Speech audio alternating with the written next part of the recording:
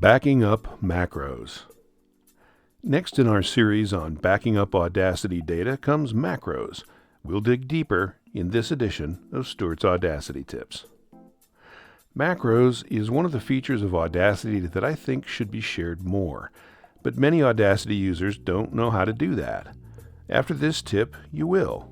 So I hope you'll share useful macros and this tip with others.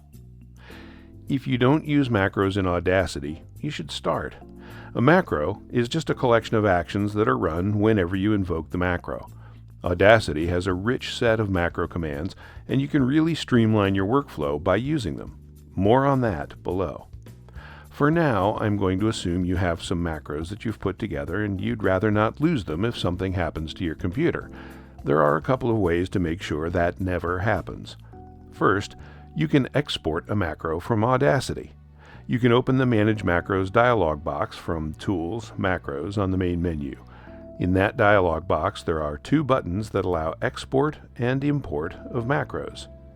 When you click Export, Audacity prompts for a file location with the macro file name preloaded.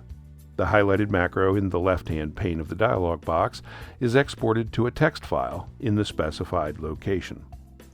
The macro definition in the exported text file looks a lot like the macro shown in the Edit step side of the Manage Macros dialog box.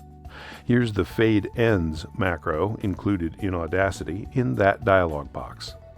And here's the same macros exported text file.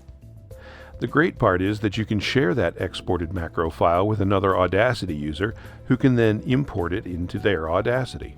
Very cool.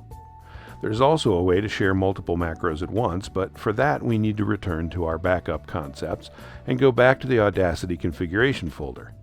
If you didn't catch the first part of this series, it's located below your user folder, represented by tilde in these examples. Inside the Audacity configuration folder, there's a folder called Macros. If we look in that folder, there's no big surprise. It has a text file for each macro. Also, no surprise, those text files are exactly the same as if exported using the Manage Macros dialog box. So instead of going through the export process, we can just copy the files we want from this folder and share them that way. And we can also add macros to Audacity just by copying their files into this folder. The file name will show up as the macro name in the Manage Macros dialog box. Very easy. I mentioned above that there would be more on using macros to streamline your workflow. Well, here we are.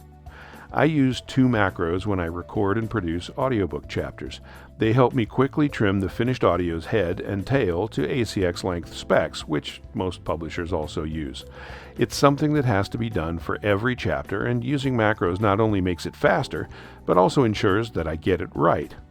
As sort of a combination thank you for reading SAT and Christmas present, here are those macros for your use. All you need to do is copy the text between the start and end lines, not including those lines, and paste it into Notepad or TextEdit, then save it to your macros folder with the name that appears in the start line of each. Start Audacity and you'll have two new macros, ACXHead and ACXTail. As you might guess, ACXHead moves to 0.55 seconds in front of where the playhead is, then selects from there to the beginning of the track and deletes it. If you've placed the playhead just before the start of the recorded audio, the macro leaves a 0.55 second leader, just as ACX requires. Similarly, ACXTail selects from 3.75 seconds after the playhead to the end of the audio file on that track and deletes that, leaving a 3.75 second trailer.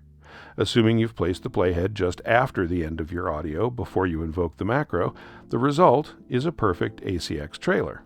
There you go, macros to share. I hope they help in many ways. Next time we'll look at backing up keyboard layouts. I wrote a related tip way back in SAT number 40, but it's good to revisit in both the backup and sharing contexts. Hope this helps. I'm Stuart.